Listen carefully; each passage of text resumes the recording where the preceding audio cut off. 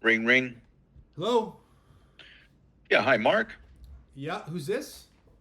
Yeah, hi, Mark. My name is Alex. I apologize about the random phone call. I'm reaching out because I work with county records, and it appears you may be getting hassled by your bank about your property there on Rob Roy Street. It looks like there's a foreclosure sale auction date on May the 5th, and I'm just reaching out to see if there's anything I can do to help. Hey, man, I don't know you. I don't know if I really feel comfortable divulging anything to you. I appreciate your call, though. Thank you. Yeah, I get it. Nobody likes strangers in their business. Most people I talk to are either working something out with their lender, have an attorney helping, or just hoping for a last minute solution. Does any of that sound like where you're at, or are you handling things a different way? Hey, man, you know what? Again, I don't really know you. I mean, like, I just, this is really confidential and personal information. And you just called me out of nowhere. Yeah, I completely understand. Honestly, I had a homeowner tell me the same thing a while back. Didn't want anybody in his business, just wanted to be left alone. But then something small slipped through the cracks in his situation, and he found out just days before the auction that things weren't handled the way he thought. He reached out, and we barely managed to help before it was too late. I'm not here to pry or make you feel uncomfortable. I just don't want you to get caught off guard. Just out of curiosity, is there anything at all you'd want a second set of eyes on just to be safe? Yeah, man, I don't know. I'll call you if I need you. Yeah, totally get it. I tell you what, do you mind if I just shoot you a quick text so you got my name in case things shift? And I promise I'm not going to bug you. I just want you to know it's me if you need anything. Sure, that's fine. Fair? That's fair. Go ahead. Okay. I think, How'd that go? yeah. So on one of them, the last one, you know, when you caught off guard out of curiosity, I feel like it was a little bit like kind of just boom, boom, boom, boom. Like, could have been a time to pause and come in with like, just out of curiosity. Is there anything at all that you'd want a second set of eyes on just to be safe? Yeah, it sounded a little bit too scripty. A little bit, yeah, but that's okay. This is why we're here. Yeah. So Okay. let me try this. Ring ring. Hello. Hey, is this Alex? Yeah, who's this? Hey, Alex. Yeah, my name is Mark. I apologize for the random call. I'm actually reaching out because I work with county records, and it appears that you might be getting hassled from Mr. Cooper about your place over there on Windcrest Cove. Looks like there might be a foreclosure sale on May the 5th. Just giving you a call to reach out to see if there's anything that I can do to help. Man, I would keep on getting calls from you guys, man. I tell you, this is none of your business. Totally fair, and I get it. No one likes strangers in their business. I mean, I don't either. Most people I talk to are either working something out with their lender, or maybe have an attorney helping, or hopefully they're hoping for a last minute solution. Does any of that sound like where you might be at here, or you may be doing something a different way? Didn't you hear me? I told you this none of your business. Yeah, I get it, man. And I really appreciate you being forthright with me.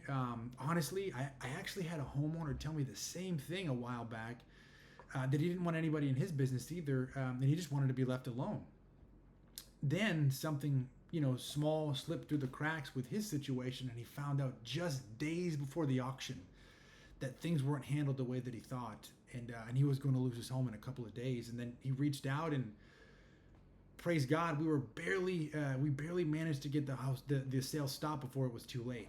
So I'm not here to pry or to make you feel uncomfortable at all. I just don't want you to get caught off guard. Out of curiosity, is there anything at all, anything that you want a second set of eyes on just to be safe and make sure you're crossing all your T's and dotting all your I's? You know what? Second set of eyes doesn't hurt. Great answer. Yes. If you have, so just if you mind my ask, what steps are you trying to do right now to to work through this? Um, well, I've been working with Mr. Cooper to try to get a loan modification. I've done everything right. you know, Mm. sent all the documents on time and certified this, and they say they didn't receive it or whatever. And man, to be honest, I just feel like they just playing with me and they don't care. That's totally fair, and I can only imagine what it must be like to be in that situation.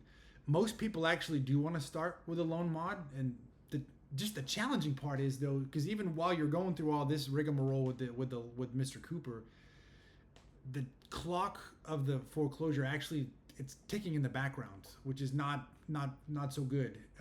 Sometimes the mod gets approved, sometimes it doesn't, and even when it does, the new payment typically jumps up higher than people expect. Out of curiosity, Mr. Alex, has your lender, Mr. Cooper, confirmed in writing that your sale date is paused or the modification has been approved? Uh, no.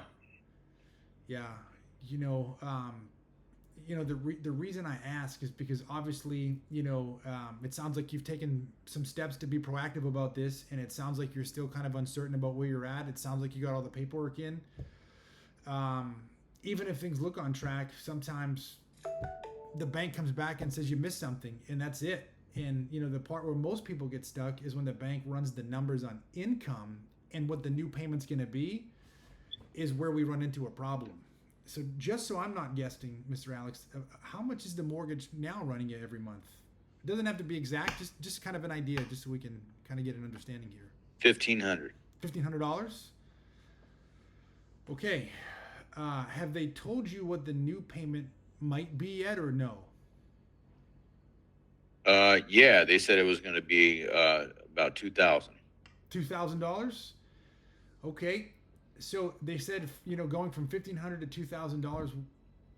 Do you feel comfortable Something with that? about the fees and this and that, and Yeah, yeah, yeah. Do you feel comfortable with paying 2,000? well, no, I'd rather have the 1,500. Yeah, I understand. Now, I know this is not trying to pry here, but just to get an idea, what are you bringing in per month right now?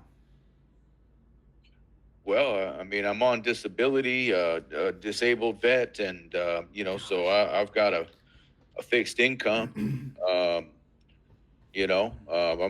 I'm bringing in, somewhere around 5 to 5,500.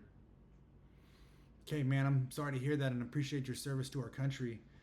Typically, the lenders usually want the new payment to be roughly a third of your gross income. With your income being about $5,000 to 5,500, and the new payment's going to be 2,000. Looking at those numbers, do you think that the bank is going to want to favorably approve that loan mod for you? I mean, that's what they're saying. I mean, I don't know, but I mean, here we are. We're a few days before the auction, and Right, nothing's. right. And so, just so we're looking at a full picture here, out of everybody who starts a loan modification, one or two out of 10 usually get some kind of permanent resolution with a loan mod. Knowing your income, okay, the likely payment, you're going to be over the 30% threshold that they like to see, and your sale date is still on the calendar. Does it really feel smart to you, Mr. Alex, to kind of put all your eggs in that one basket, hoping it's going to go down with nothing else on the table for a backup plan? No, that's why I said go ahead and just get a second of eyes on this. Awesome. Great. Well, I knew you were a wise man when I talked to you. I appreciate you giving me the time of the day here. So, what I'm going to do is I'm gonna give my colleague. His name is also Alex. I'm gonna give him a call and prepare him for your call and just let him know just briefly some of the stuff we talked about.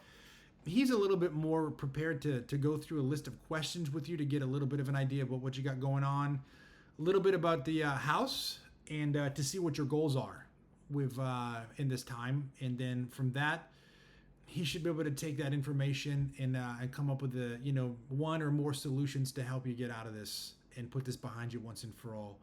Are you going to be available in the next 5 or 10 minutes? Yeah, I'm here. Awesome. Great. Sounds so good. I will have him. I'm going to give him your number. Just give him just a brief overview of what we talked about again, and he's going to be calling you in the next 5 or 10 minutes from a San Antonio, a 210 number. Just make sure you're available. And as soon as you guys get on the phone, you go through the questions. We should be able to put all this behind you in the next couple of days, so you can move on with your life and get that burden off your shoulders. Yeah, that'd be great. Awesome. Well, I appreciate your time, sir, and I will be having Alex reach out to you very shortly. Okay. All right. Yeah. What's your name? My name's Mark. Okay. My All name's right, Mark. Thank you. Yes, sir. God bless you.